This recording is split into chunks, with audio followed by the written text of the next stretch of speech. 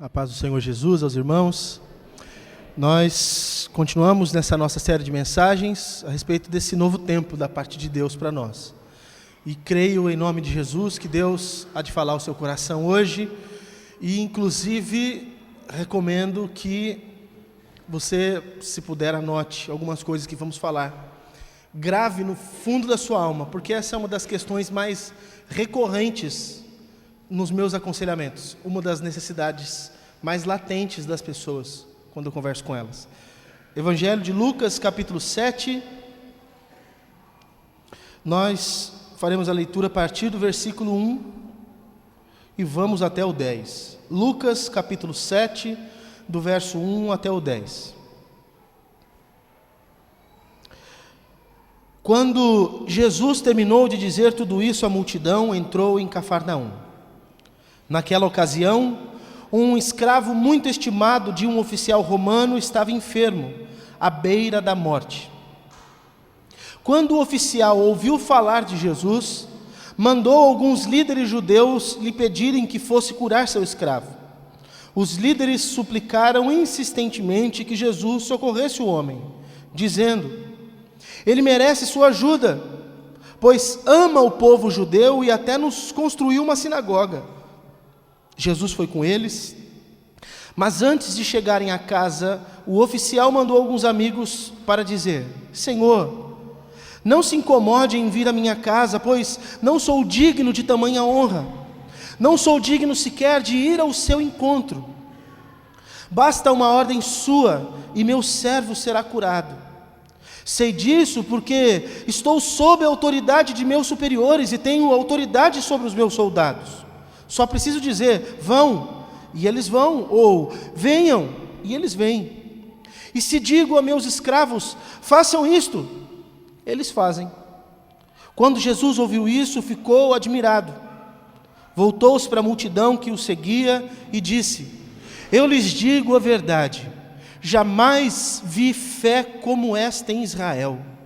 E quando os amigos do oficial voltaram para a casa dele, encontraram o escravo em perfeita saúde. Até aqui.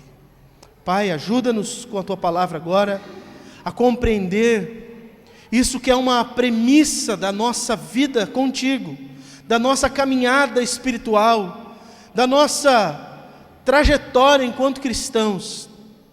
O autor da carta aos Hebreus vai tratar que isso é uma daquelas coisas que são o nosso beabá, são fundamentos, coisas inclusive que nem precisaríamos voltar a falar, a não ser em certas ocasiões específicas, porque todos nós que já andamos há tanto tempo na fé, já deveríamos ter conhecimento daquelas coisas e dessa em específico que haveremos de tratar.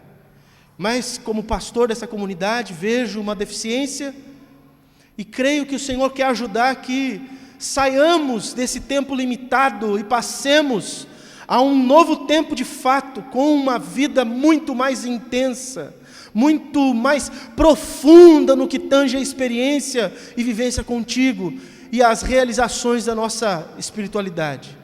Então dá-nos a graça, em nome de Jesus, de que o Teu Espírito Santo sobrepuje a minha condição e capacidade de falar sobre essas coisas, e ministre Tu, Senhor, ao coração deste povo, de modo que eles ouçam, creiam e façam, no nome de Jesus. Amém.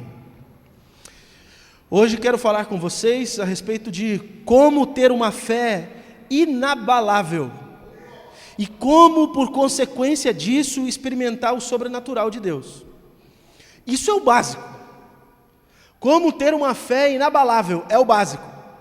E um dos maiores problemas das pessoas é que elas não mantêm-se firmes na fé. Uma das reclamações mais corriqueiras é: pastor, estou fraco. Pastor, não estou muito bem. Pastor. E aí a questão é: por que elas ficam assim? Eu acredito que esse texto vai nos ajudar muito. Aliás, nessa aventura, precisamos levar em consideração que antes do que está escrito aqui no capítulo 7, Jesus disse algo que está relatado no final do capítulo 6, onde Lucas também se aventura a escrever uma parte daquilo que chamamos de Sermão do Monte. No final desse sermão, Jesus conclui, vocês conhecem muito bem, concluem dizendo que aquele que ouve as minhas palavras e as pratica, é comparado a uma pessoa que construiu a sua casa, mas ela construiu sobre a rocha, porque vindo sobre essa casa uma tempestade, vindo a chuva, vindo a enxurrada, a inundação, vai dar contra essa casa, mas essa casa vai permanecer de pé. Agora, uma pessoa que ouve as minhas palavras, mas não as pratica, é comparada a uma pessoa que também construiu sua casa, mas a construiu sobre a areia, e vai vir a mesma tempestade, vai vir a mesma chuva, a mesma enxurrada, inundação, e essa casa vai cair. Mateus diz, e será grande o seu estrondo. É notório o que acontece com aquela casa. E a vida de muitos irmãos é como essas pessoas que construíram sua casa e nunca veem essa casa, essa vida de pé. Vem uma adversidade, uma tribulação, seja de que lado for, e a sua vida está sempre dessa forma, como uma casa que rui. Como os manos diriam, muito sabiamente, a sua casa caiu. É bem isso. Mas por que isso acontece? Por que não mantemos a nossa fé firme? Aliás, nós cantamos um cântico muito antigo, um corinho, os que confiam no Senhor são o quê? Como os montes de Sião que não se abalam, mas permanecem para sempre. Cantamos isso, inclusive citando um salmo. Nós cremos que aqueles que confiam no Senhor são dessa maneira, não são abaláveis. E aí a pergunta é, por que o povo vivia abalado? A resposta está na própria pergunta. Mas eu quero, embora o assunto já pareça resolvido, eu quero, em nome de Jesus, tentar ajudá-los, explicando um pouco mais a respeito desse texto que nós lemos, porque não foi à toa que Lucas inseriu em seguida, dessa fala de Jesus sobre a casa. Mateus, que também fala do mesmo assunto, ele coloca uma outra questão antes. Mas Lucas compreende, porque Lucas ele é perito em fazer isso. Quando você for ler o Evangelho de Lucas, leia pensando assim. Lucas ele não põe nenhuma história numa sequência que não tem uma lógica. Porque embora você possa ter a mesma história em vários evangelhos, você vai ver que parece que o momento em que elas acontecem são diferentes. Porque obviamente a intenção dos evangelistas é uma, e a do outro evangelista é outra intenção. Então eles colocam em momentos distintos para explicar coisas diferentes. Mas obviamente as histórias aconteceram. Lucas entende que esse acontecido é um exemplo prático de como é uma pessoa que tem uma fé inabalável. E demonstra através deste homem, que sequer era judeu, como o que acontece com alguém que tem uma fé desse tipo. Como coisas extraordinárias, sobrenaturais, ou seja, para além do comum, para além do natural. Como coisas assim acontecem com aqueles que têm uma fé desse tipo. E aí talvez a sua reclamação é dupla, pastor, nem fico firme na fé e nem vejo coisas sobrenaturais. Então, abre o teu coração, deixa Deus falar contigo, em nome de Jesus. Primeiro, eu quero notar aqui com vocês algumas características de uma fé inabalável, para depois explicar para vocês como tê-las, ou como tê-la no caso. Então, a primeira característica de uma fé inabalável, versículo 3 nos mostra isso, ela é firmada na certeza de que não há impossíveis para Jesus. Uma fé inabalável é uma fé firmada na certeza de que não há impossíveis para Jesus. Como pastor, eu vejo que as pessoas que não têm essa fé, justamente não têm de fato essa característica. Porque nas reclamações, quando as pessoas falam, pastor, eu não consigo me manter firme na fé. Por exemplo, um caso também muito corriqueiro. Tem um problema no meu casamento. Aí a pergunta que eu faço é, você crê que o Senhor pode mudar a história do seu casamento? A resposta é, não. Aí depois a pessoa faz a reclamação, a minha fé não fica firme. É claro, você não crê que Jesus pode. Porque a questão, irmãos, nós que temos uma vida com Jesus, a questão não é se as coisas podem ser resolvidas. A questão é se Jesus pode resolver todas as coisas. Porque existem coisas que realmente não podem ser resolvidas, humanamente falando. Agora a pergunta que eu faço ao coração de vocês é, será que Jesus pode transformar todas as coisas, sim ou não? E se Ele pode transformar todas as coisas, por que que diante de uma situação você fala assim, isso não dá para fazer, isso não pode mudar, isso não pode acontecer, isso jamais será transformado? Por quê? Porque na verdade não é que você não crê que essa situação não possa mudar. Na verdade, o que o seu coração está denunciando é que você não acredita que Jesus pode fazer todas as coisas. Porque o dia que você acreditar, você para de ficar com esses pensamentos. O dia que você tiver a convicção de que Jesus é capaz de fazer todas as coisas, todas, aí você para de viver como vive. De viver essa vida impotente diante das situações. Pessoas que não têm uma fé firme, porque em primeiro lugar não creem que Jesus pode fazer todas as coisas. Diante das situações, ela sempre encontra alguma coisa que é difícil demais. Olha, eu até acredito que Jesus faça, mas isso aqui é uma coisa complicada. Ué, você colocou uma dificuldade para Jesus aí que Jesus não viu. Eu tenho certeza que aquilo que é impossível para os homens, não é impossível para Deus. Não tem situação que não mude. Nada, nada, nada, nada, nada. Você pode falar o que você quiser, qualquer uma das situações. Nenhuma delas é impossível de ser revertida, porque Jesus pode fazer todas as coisas. Então a primeira característica de uma fé inabalável, se você está se avaliando para saber se você tem uma fé inabalável, a primeira característica que você vai ter é que você confia que para Jesus todas as coisas são possíveis. Segunda característica, versículo 6 e o 7, um pedaço dele vai mostrar. Segunda característica essa fé inabalável vem de um senso de indignidade pessoal e de insignificância.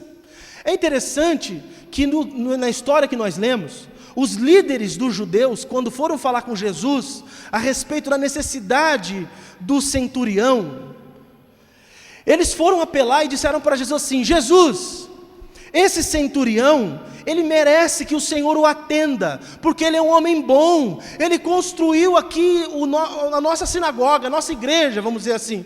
Ele construiu a nossa igreja. Ou nós podemos cultuar aqui onde estamos em Cafarnaum, porque esse homem bom, que nem é judeu, fez isso. Então ele é merecedor de que o Senhor o atenda. Mas quando Jesus fala, então eu vou lá, Jesus está a caminho, alguém com certeza sai correndo e vai avisar. Fala assim, não sei o nome dele, sei lá, Tom, centurião Tom. Ô Tom, Jesus está vindo, ele está no caminho. E aí o centurião falou que não, fala para ele que ele não pode vir. Aliás, ele não precisa vir, porque eu não sou digno de que ele venha na minha casa. E sequer sou digno de sair no meio do caminho para me encontrar com ele. Enquanto todo mundo olhava para ele, via nele uma dignidade, ele mesmo olhava para si e via que não era digno e merecedor de nada. Isso é uma das características de uma fé inabalável. A pessoa tem humildade para olhar para si e entender que não merece nada. E se ela recebe qualquer coisa, é tão somente porque Deus é cheio de graça e misericórdia. Sabe por que muitas pessoas ficam tristes e a fé abala? Algumas das respostas que eu ouço é assim: pastor, eu não sei porque isso está acontecendo comigo. Aí a pergunta que eu deveria fazer, e não faço só por delicadeza, mas já fica feita a pergunta aqui então, é assim: por que isso não pode acontecer com você? Por que com você não? Por que com outros sim? Aconteceu um acidente, mas por que isso aconteceu comigo? Não, a pergunta é: por que não deveria acontecer com você? Ah, eu perdi isso, pastor. Mas por que isso não deveria ser perdido? Por que não? Isso acontece com todo mundo. Irmãos, nós estamos sujeitos a todos os males. Então, o bem vem para todos, mas coisas ruins também acontecem para pessoas boas. E a sua indignação de por que isso está acontecendo comigo, você está dizendo para Deus: Deus, eu não mereço isso. O que você está dizendo na entrelinha é: quando isso acontece com o outro, acontece porque ele merece. E não deveria acontecer comigo porque eu não mereço. E aí a pergunta é: por que você não merece que uma coisa ruim te aconteça? E talvez a resposta que o seu coração quer dar, mas você não teve a sinceridade de dizer para Deus é: isso não deveria me acontecer porque eu sou uma pessoa especial. E aí cada um de vocês vai dar um critério para ser especial. Porque vem ao culto? Porque dá dízimo na igreja? Porque tem feito coisas boas para os outros? você acha que fazer coisas te dá o direito de ser mais importante do que alguém, e por isso você tem coragem de orar para Deus e falar: isso não devia acontecer comigo. Por que isso logo na minha família, pastor? Por que isso logo na minha casa? Por que isso logo na minha vida, pastor? Ué, porque nós estamos no mundo, e no mundo tereis aflições. Por que isso comigo? Nunca mais pergunte isso. Nunca mais pergunte: por que isso comigo? No máximo pergunte para Deus: Pai, para que isso comigo? No meio disso que está acontecendo, o que pode ser melhorado na minha vida? Essa situação de tristeza, de dor, de angústia, pode trabalhar que área da minha vida que está em deficiência? O Senhor pode melhorar a minha vida como? Através dessa dor. E aí você aprende a aproveitar tudo da vida, inclusive a dor, que é o que o apóstolo Paulo fala que ele faz. Ele inclusive se gloriava no sofrimento. Ele não é masoquista que gostava de sofrer. Eu quero mesmo é ficar doente. Ele fala: oh Deus, me deixa doente, eu gosto mesmo é da dor mesmo. Eu quero aqui um câncer bem triste mesmo, daqueles horríveis. Eu quero é isso. Não, Deus, eu quero é passar fome mesmo. Eu quero é fatalidade na minha casa. Ele não estava falando isso. Ele estava dizendo: quando essas coisas vêm, eu não abro a minha boca para reclamar, eu abro a minha boca e glorifico a Deus, porque eu sei que a tribulação produz perseverança, e eu sei que a perseverança produz experiência, e eu sei que a experiência produz esperança, porque o amor de Deus é derramado no nosso coração. Então mesmo quando eu passo por aflição, eu sei que alguma coisa boa vai acontecer comigo. Não aquele momento, aquela situação, mas algo no meu caráter. Deus vai me fortalecer, eu vou sair daquilo uma pessoa mais bem preparada para viver mesmo. Eu vou sair melhor. Eu estou passando pelo fogo, e ouro é purificado no fogo. A não ser que você seja só palha e coisas perecíveis. Mas se você entende que você é uma preciosidade, como já diria um cantor aí, né? Você é uma preciosidade nas mãos de Deus. Então quando vier o fogo da tribulação, o fogo da provação, não abra sua boca para reclamar. Abra sua boca e fala: obrigado, meu Deus. Não porque eu gosto de sofrer, mas porque eu sei que no meio disso tudo, o Senhor vai fazer algo tão grandioso na minha vida e da minha família, que hoje o meu olho não vê, eu não entendo, mas os teus caminhos são mais altos do que os meus. Então eu vou confiar e eu vou entender que isso vai produzir algo bom. Eu vou confiar na tua palavra que diz que todas as coisas cooperam para o bem daqueles que amam a Deus. Todas, inclusive as ruins. Mas quando uma pessoa tem esse senso de dignidade, ela se acha importante, aí quando vem as situações ruins, ela não sabe lidar com elas, porque ela questiona Deus. Agora uma pessoa humilde, que está sempre entendendo que tudo que acontece é graça, o dia que vier uma fatalidade na vida dela, ao invés dela reclamar, ela fala assim: Deus deu, Deus tomou, louvado seja o nome do Senhor. Eu vim nu do ventre da minha mãe, vou levar o quê? Não vou levar nada. Então ontem eu tinha dinheiro, hoje eu não tenho mais. Louvado seja o teu nome, Senhor. Antes eu tinha tantas pessoas na minha família, hoje eu tenho tantas poucas. Louvado seja o teu nome, Senhor. Antes eu tinha saúde desse jeito, eu era jovem, fazia isso, fazia aquilo. Ô irmãos, que isso? Eu tinha coragem de, quando eu era guardinha na prefeitura, ficar na muretinha ali, ficar dando mortal. Hoje levantar da cama é algo muito mortal. Posso morrer qualquer hora, num movimento mal calculado, e cair de cabeça. É complicado. A vida muda, as coisas acontecem. Mas eu vou fazer o quê? Eu vou ficar reclamando o tempo todo: ai, que vida de desgraça, essa banha toda. Não, vai lá e faz uma caminhada, fecha a boca. Fala comigo, Jeová, fala mesmo, né? Faz alguma coisa, para de reclamar. Não adianta reclamar, tem que fazer. Vocês acham que o cajado é só para vocês? Vem para mim também. Eu amém, Senhor, amém. É na via direta aqui, né? Vai chegando, a gente vai passando. Então quando é para a gente tem que falar também. Aleluia. Terceira característica de alguém que tem uma fé inabalável, versículo 8 nos mostra isso: é sustentada pelo entendimento da autoridade da palavra de Jesus. O centurião falou assim: Senhor, não precisa ir na minha casa, daí de onde o Senhor está, só fala, para o meu servo ficar curado, ele vai ficar curado. Olha a cabeça desse homem, que fantástica. Ele fala assim: eu sou um homem que sou sujeito à autoridade e tenho autoridade. Eu sou um oficial do governo romano, então tem gente acima de mim, que tudo que eles mandam eu tenho que fazer e não reclamo. Mas eu também tenho soldados e escravos. O que eu mando o soldado fazer, ele faz, ele não questiona a minha ordem. E eu posso estar onde estiver. Se eu estiver aqui em Cafarnaum e der uma ordem, mandar um recado por alguém, para um soldado que está na Judéia fazer alguma coisa, ele vai fazer. Porque ele sabe da minha autoridade, do poder que me foi confiado, da autorização que eu recebi para mandar. Os meus escravos também sabem, então o que eu mando eles obedecem. Da mesma forma, Jesus, eu entendo, olha o que esse homem está dizendo, ele não é judeu, ele não conhecia todo o Antigo Testamento como um judeu, mas ele olha, ele pensa em Jesus, ele fala a respeito de Jesus, diz assim: eu sei que a hora que o Senhor mandar, que o Senhor disser, doença, vai, a doença vai.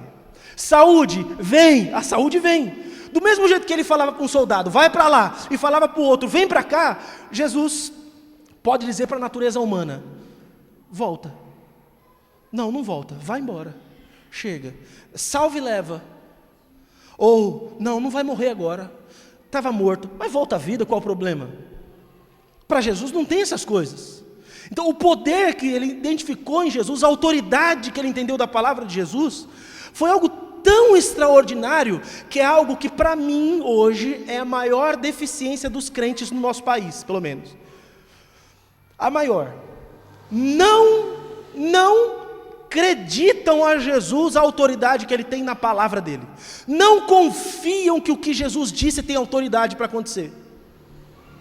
Porque Jesus podia falar assim, então tá bom, ele vai ser curado daqui. E o homem fala não, que foi o caso do outro centurião. Aliás, de um outro oficial romano. Está narrado em João.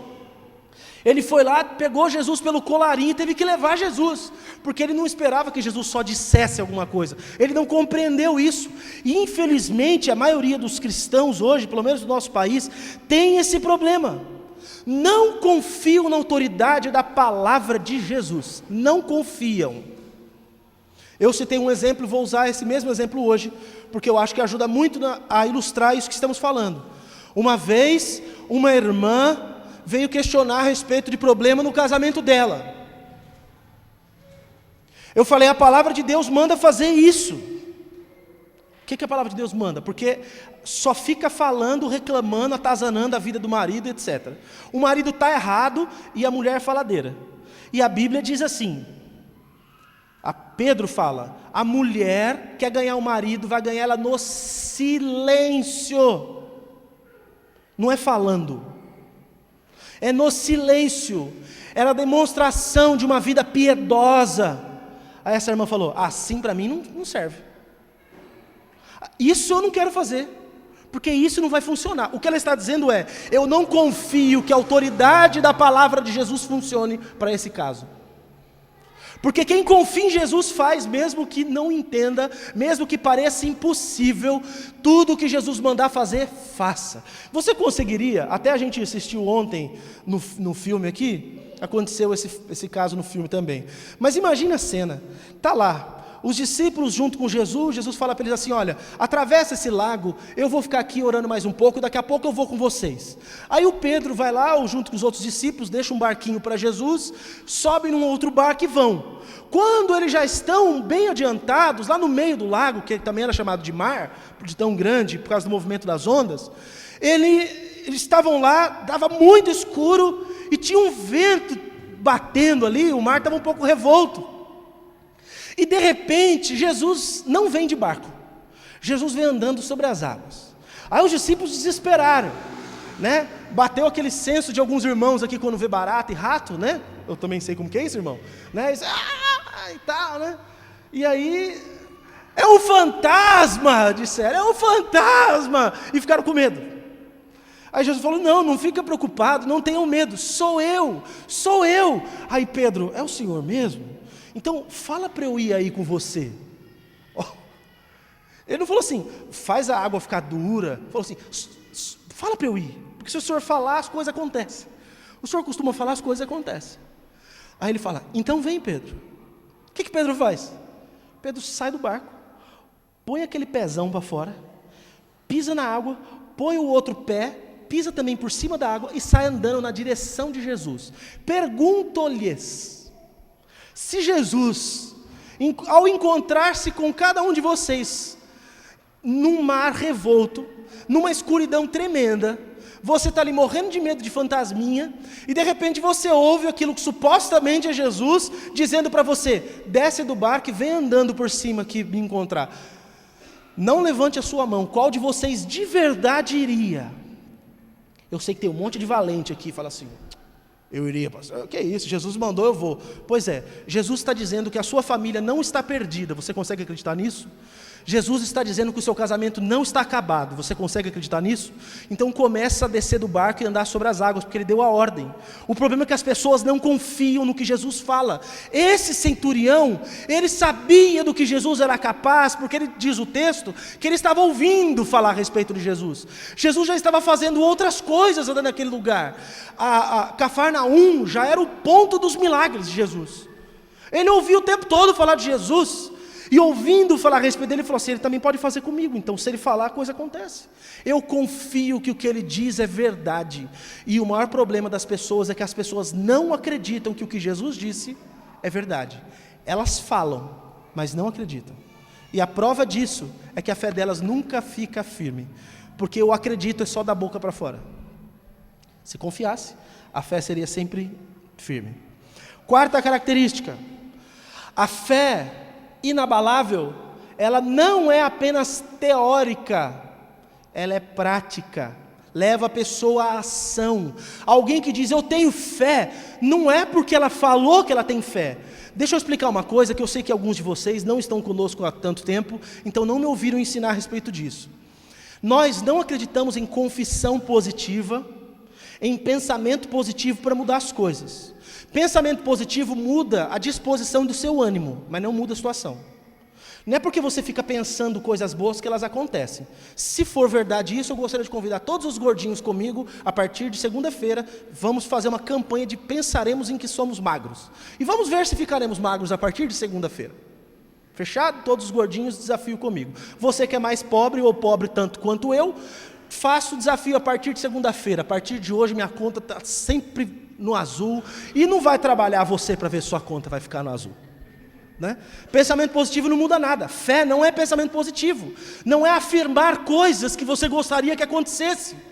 Eu sei que, puxa vida, infelizmente eu sou a minoria nessa minha afirmação, porque o que se ensina por aí, você ouve isso no rádio, na televisão, nas igrejas, é assim, ó, profetiza que acontece. Não, Deus não tem compromisso com a palavra de ninguém. Deus tem compromisso com a palavra dele. Só se ele disser que acontecer, vai acontecer. Não é se eu digo. Então eu profetizo, a partir de segunda-feira você vai ser magro, Tom. Aleluia. Aí se não acontecer, vão falar duas coisas. Você não tinha fé, pastor. Então 3. Você não tinha fé, pastor. Você não tinha fé, Tom. Ou um de vocês está em pecado, para justificar o porquê que não acontece. Aí quando nenhuma dessas ajuda, aí apela para o santo padroeiro dos evangélicos. Vocês sabem o que é o santo padroeiro dos evangélicos? Satanás. É o santo padroeiro. O evangélico apela para ele quando não tem resposta. Então aconteceu alguma coisa, é o diabo. Tudo é o diabo. Então, por que não emagrece? É o diabo que está inflando a gente. O caldeirão que está no inferno, o vapor sobe, a gente... o diabo, o inimigo está furioso comigo e tal. Tudo é o diabo. Você quer uma resposta para as coisas, você não tem resposta, põe o diabo no meio. É assim, a pessoa ganha 10, gasta 15, entra no cartão de crédito, no cheque especial, fica devendo, fala que é o diabo que está querendo acabar com a vida dela. Esse diabo chama você. Ué. O santo padroeiro dos evangélicos é o Satanás. Alguém já disse, e eu tenho certeza que é verdade, se o Satanás não fosse o Satanás, os crentes tinham que inventar ele, porque senão não ia ter graça ser crente, porque os crentes não sabem viver sem Satanás. Porque ele é a resposta para muito problema. Ninguém tem coragem de falar assim, não, o culpado sou eu. Pastor, por que você está gordo? Como que foi que o Ronaldo falou? Como foi que o Ronaldo, o Ronaldo deu? Tireoide. A tireoide. Minha tireoide tá. Tô com problema de tireoide. Tireoide. Eu sei que tem gente que fica doente por questões assim, eu sei. No meu caso, o que é? Comer de noite e de madrugada. E se acordar... Até o dia raiar. Enquanto não raiar o dia, a gente está ali na luta, irmãos. Tem comida para comer. Boca foi feita para comer, já diria o gordinho. Vocês me desconcentram, vou tomar água.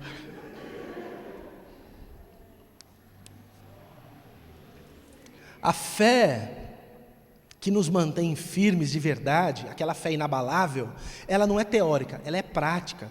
Não adianta você falar que acredita, que sabe, que viu, que vê. Você tem que fazer coisas. A prova de que você tem fé são as suas ações. Abraão foi justificado pela fé, mas Tiago vai dizer que foi por conta do que ele fez, que isso foi demonstrado. Porque Deus disse para ele que ele ia ser pai de uma grande nação, uma multidão de gente de todo lado do mundo. Acontece que Deus deu um filho para ele. E quando esse filho estava numa idade legal, que já estava começando a ser um menininho, um meninão, aí falou assim: agora você vai lá e sacrifica ele para mim. O que ele fez? Pela fé ele foi, e ele demonstrou a fé dele, tanto em ir quanto no que ele falou. Ele juntou a lenha, pegou o filho, eu imagino ele com o facão pendurado no ombro, e o filho indo: onde a gente vai, pai? Nós vamos sacrificar para o Senhor. E o filho a viagem inteira, com um feixe de madeira na mão, olhando para um lado e para o outro: cadê os bichos que não tem nenhum aqui para sacrificar? Mas meu pai, jamais que ele pensaria isso, né? Hoje a gente pensa, porque a gente já tem aquela história, mas ele não pensava em nada. Quando ele chega no pé da montanha, ele fala para os empregados que estavam vindo fazer uma escolta, sei lá, ajudar alguma coisa. Ele fala assim: fiquem vocês aqui. Olha o que ele fala: nós subiremos, adoraremos e voltaremos. Deus falou: você vai matar o seu filho. E ele fala para os empregados: eu vou voltar com o meu filho. Ele estava em desobediência? Não. Tanto que se não é o anjo para jogar um raio congelador nele, ele matava o filho. Ele estava com o cutelo na mão, já ia enfiar na barriga do filho. Para! O Senhor já viu o que tem no seu coração, está tudo certo. Aí, Jeová Jiré, Deus provê ali um cordeiro para ser sacrificado. Mas ele provou que ele tinha fé, não porque ele ficava afirmando: eu creio, aleluia, eu creio. Não, porque ele praticou. Eu falo aqui para você: você crê que Deus pode todas as coisas? Você crê que Deus pode mudar a sua família? Eu creio. Aí não faz nada.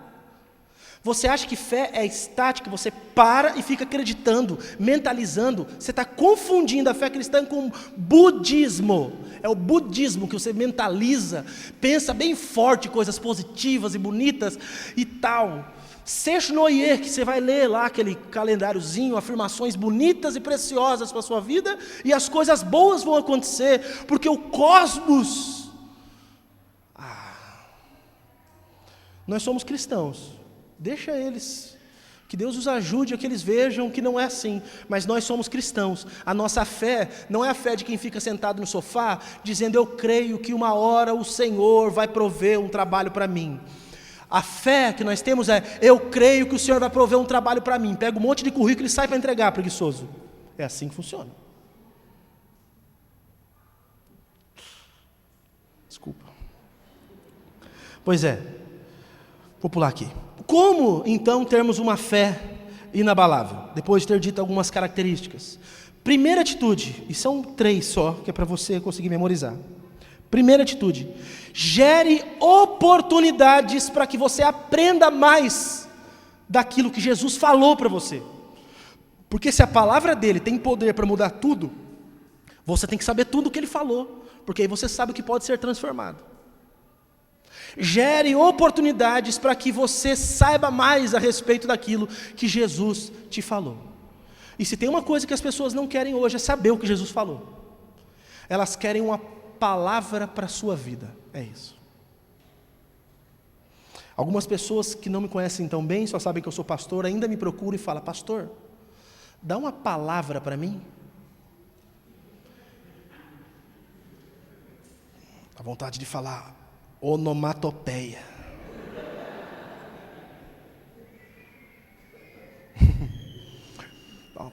Mas eu respeito, eu entendo, a pessoa não sabe. Se ela falou isso é porque ela não sabe. Ela não sabe, a fé dela ainda está fraca.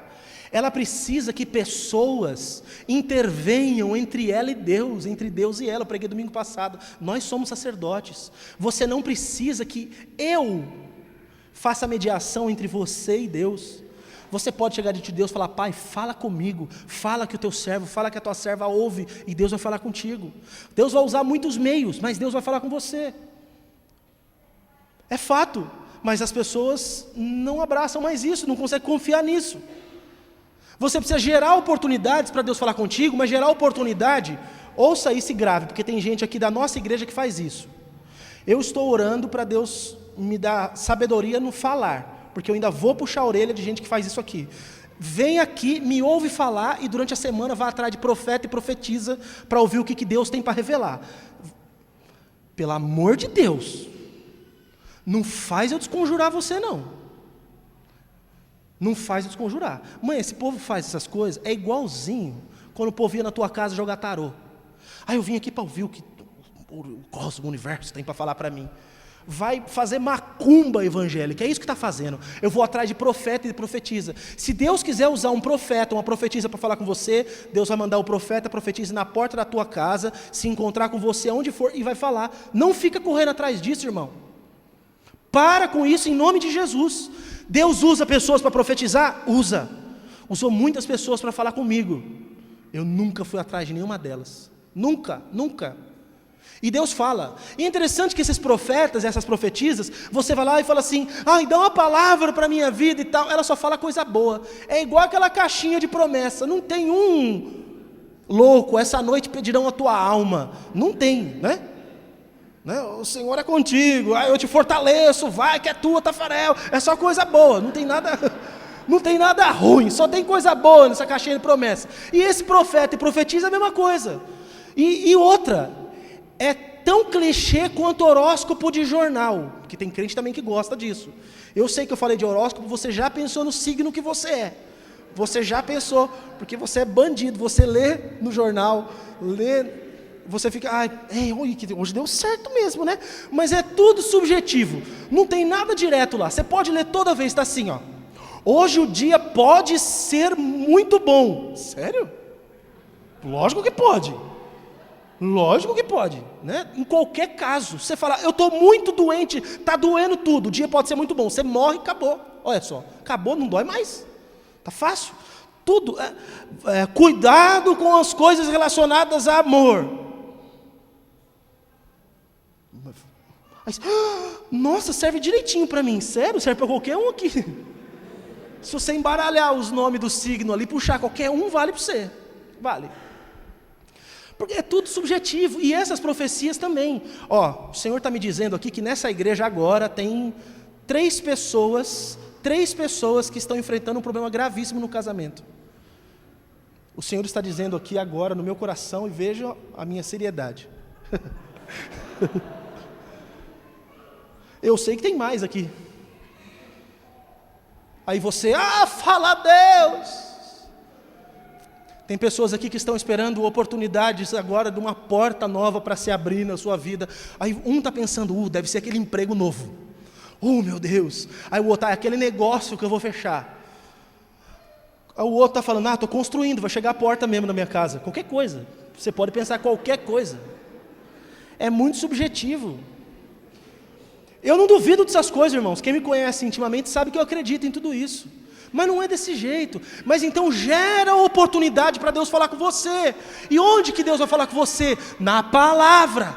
Na palavra. Se a palavra de Jesus não for suficiente para você, abandona o evangelho e vai para macumba. Você gosta só de coisa mística? Vai para macumba, é sério. Tem níveis. Eu tenho medo de mexer com coisa ruim. Tem uns que nem falam em coisa ruim. É sério, tem uns níveis lá do negócio. Mas tem uns que eu sei que se sair daqui é direto para quimbanda. É pesado porque porque quer se vingar do outro. Está querendo que ganhe alguém aí que vai fazer o mal para pessoas que fazem o mal. Então é olho por olho, dente por dente. Está fazendo mal, tem que matar mesmo e tal. Então vai sair daqui, vai para quimbanda. vai para magia negra, porque é pesado o negócio na vida dessa pessoa, está disfarçando aí. Então, leia a Bíblia, por exemplo, diariamente. Não vou perguntar para ninguém aqui passar vergonha. Eu quero que o Senhor Jesus me ensine sua palavra, porque eu creio nela. Quantos de vocês leem a Bíblia diariamente? Diariamente, sistemicamente. Meditam, para num texto, lê aquilo e pensa o que aquilo significou, o que isso quer dizer para mim, o que isso daqui vale, o que não tem nada a ver comigo. Lê e pensa, tira um momento do dia. Aí a resposta que eu ouço é: mas meu dia é tão corrido. É tão corrido. Sabe para que a gente tem tempo? Para ganhar dinheiro e para fazer as coisas que a gente gosta, é isso. A palavra de Deus não tem tanta importância para nós, porque nós não confiamos que a palavra de Deus tem autoridade na boca de Jesus. Está entendendo por que a fé é fraca? Porque não confia em nada, não vai buscar, se apoia na palavra, ouça a palavra, leia a palavra. Pastor, eu leio, mas eu tenho uma dificuldade para entender. Eu sei que esse é o caso de muita gente sincera. Tem gente que lê todo dia, entende pouco, e eu recebo mensagem todo dia: pastor, estou lendo e não entendi. Eu estou aqui para isso, eu vou ajudar. O que eu puder ajudar, eu vou ajudar. Então participa, por exemplo, com mais frequência de um culto, de um ambiente como escola dominical, para você ouvir, aprender.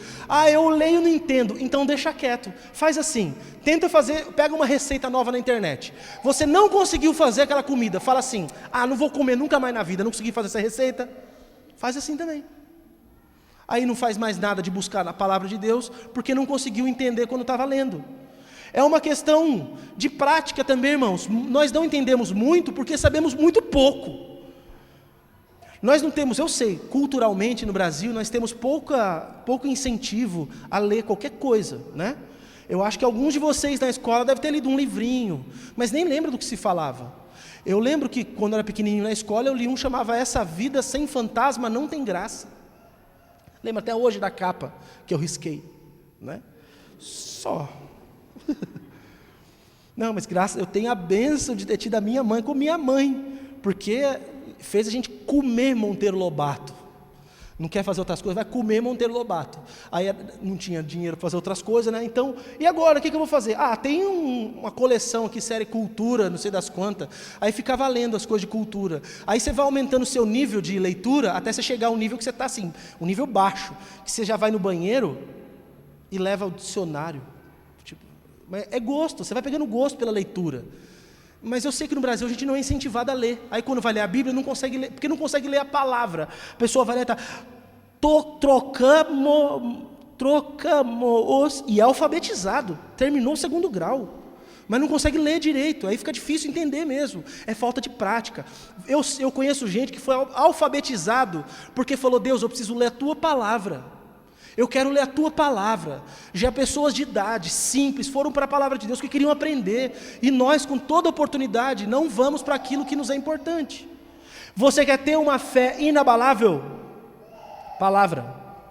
Palavra, gere oportunidade para você aprender mais a respeito de Jesus. Leia bons livros, faça coisas que você possa fazer para ouvir e aprender mais da palavra. Segunda atitude: pratique as coisas que você aprender a respeito de Jesus. Então, se uma é gere recursos para ouvir, a outra é pratique. Eu sei que tem gente que faz questão de não ouvir. Aqui a gente tem. Saem, se escondem, sentam, não ficam fora do ar. Mas o maior problema é, as pessoas fazem questão de não praticar. Não praticar. Isso é terrível. Jesus falou: quem ouve e não pratica não vale nada. Eu não estou falando para você deixe de ouvir então. Eu estou dizendo para você passe a praticar então. Está ouvindo, a Bíblia mandou fazer? Faça. Deus falou para ir por esse caminho, vá por esse caminho. Deus falou abandona isso, abandona. O problema é que as pessoas ouvem e não praticam. Ouvem e não praticam. Quem faz isso é como alguém que construiu sua casa na areia. Tem a casa, mas a hora que vier a tempestade vai cair. E é por isso que você fala: eu achei que eu estava tão bem.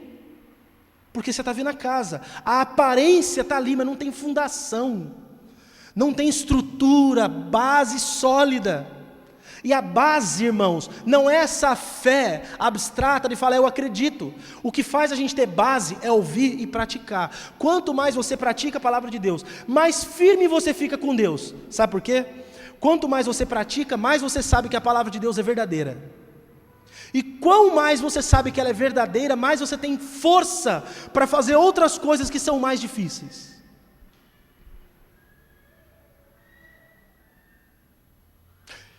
Vou citar aqui uma coisa rápida. A Bíblia fala que tem coisas que nós temos que deixar, abandonar.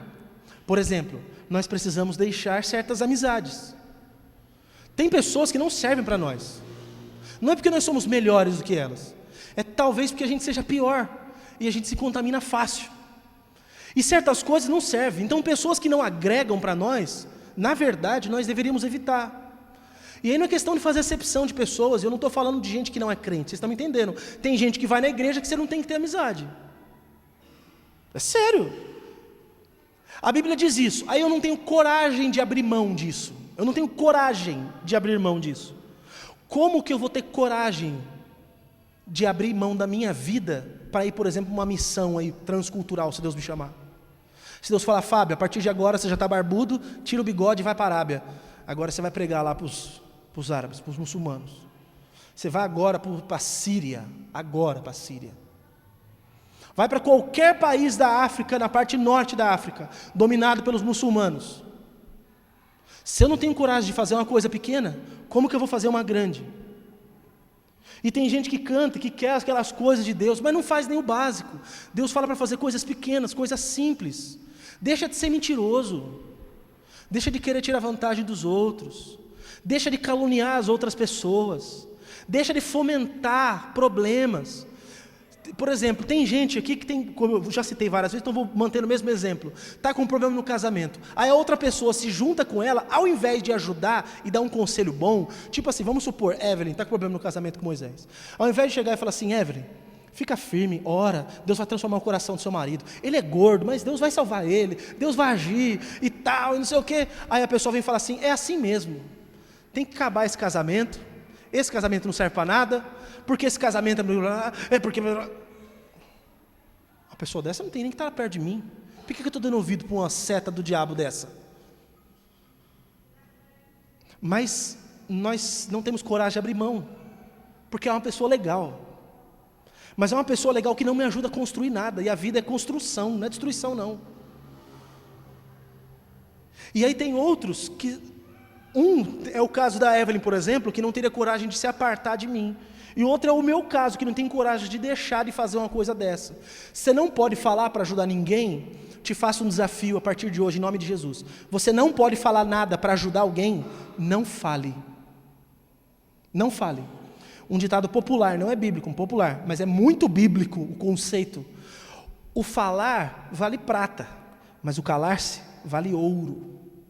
Muitas vezes é melhor você ficar quieto do que falar besteira. Então você não pode ajudar, alguém pediu um conselho, ao invés de você derramar veneno, porque na verdade a boca fala, o coração está cheio, a pessoa só fala besteira, porque dentro dela só tem isso. Mas você não pode construir e ajudar, fecha, não fala. Então, pratique as coisas que você aprender com Jesus. E terceiro, por último, está dentro disso que eu estou falando, cerque-se de pessoas que tenham fé e afaste-se das que não praticam os ensinos de Jesus. Primeiro, produza circunstâncias para você aprender mais sobre a palavra de Jesus. Depois, pratique o que você aprender. E depois, por último, se aproxime de pessoas que agregam. E se afaste de pessoas que você sabe que não estão obedecendo a palavra de Jesus. No pouquinho que você sabe, você está vendo que essa pessoa não anda em obediência, se afasta dela, na boa. Vai ser melhor para você. Mas assim, a gente não vai ser muito... seleto, segregacionista, não vamos separar muitas pessoas. Olha, irmãos, nesse caso é importante a gente segregar mesmo. Segrega mesmo, não tenha medo de fazer isso não. É o melhor para a sua vida. Eu aprendi uma coisa, de uma forma, a forma que ele falou na hora foi um impacto para mim. Uma pessoa que eu comecei a ter amizade há pouco tempo, ela me procurou e falou assim, eu quero que você fique próximo de mim, eu quero ficar próximo de você. Eu falei, por quê? Falou, porque eu sei que você é uma pessoa do bem, que você está tentando ajudar as pessoas e tal. Aí falou, eu tenho poucos amigos, eu não tenho 5 amigos. Eu falei, por que você quer que eu seja seu amigo então? Ele falou assim, porque eu quero ter poucos, mas eu só quero os melhores. Eu até me achei, né? Falei, rapaz, que isso, né? Puxa vida. Eu só quero os melhores. Eu entendi o que ela estava fazendo. Ela não está se achando melhor do que ninguém. Ela está querendo que a vida dela melhore. E a sua vida, querendo ou não, é mais ou menos uma média das pessoas com quem você convive. Você só convive com pessoa ruim, do mal, que só fala besteira, boca suja, vai ser difícil você não abrir a boca e sair um palavrão da sua boca. Não é assim? Você trabalha numa empresa, todo mundo fica o tempo inteiro falando palavrão. Quando você chega perto de um crente, quando você percebeu, escapou um palavrãozinho. Aí você está na conversa, de repente alguém olha para você, você nem entendeu o que foi. Isso é automático. É o convívio, o ambiente. Então faça questão de estar com pessoas que vão agregar, não com pessoas que vão destruir você. Aí você vai ver que a sua fé vai começar a se fortalecer até o ponto que a sua fé é inabalável. Aí pode vir a situação que for na sua vida, você não vai cair. E não só isso, você vai passar a experimentar o sobrenatural de Deus. Porque quando você está em obediência ao que Jesus mandou, naturalmente coisas sobrenaturais acontecem. Porque o caminho de Jesus não é o caminho mais fácil. E por isso é o caminho que acontecem coisas sobrenaturais. Quando ele falar para você, por exemplo, seja honesto no seu trabalho. Aí você pensa, se eu for honesto eu não ganho dinheiro. Aí Deus faz só você ganhar dinheiro daquele jeito e ninguém mais. Porque você está sendo honesto, está sendo fiel a Deus. Seja fiel a Deus e para isso cerque-se de pessoas do bem ao seu lado. Quer ter uma fé inabalável? Aprenda mais da palavra, então gere oportunidades. Pratique o que você aprender. Se cerque de pessoas boas, afaste as pessoas que não deviam estar do seu lado. Difícil? Não é fácil não. É simples de entender, mas não é tão fácil de praticar. E então eu gostaria de convidar alguns de vocês para a gente orar juntos. Eu sei que para alguns a vida não está tão simples. As dores estão fortes, as lutas estão intensas, e aí sua fé deu aquela balada. Mas o Senhor quer te ajudar para que você não fique desse jeito, que você fique firme na fé.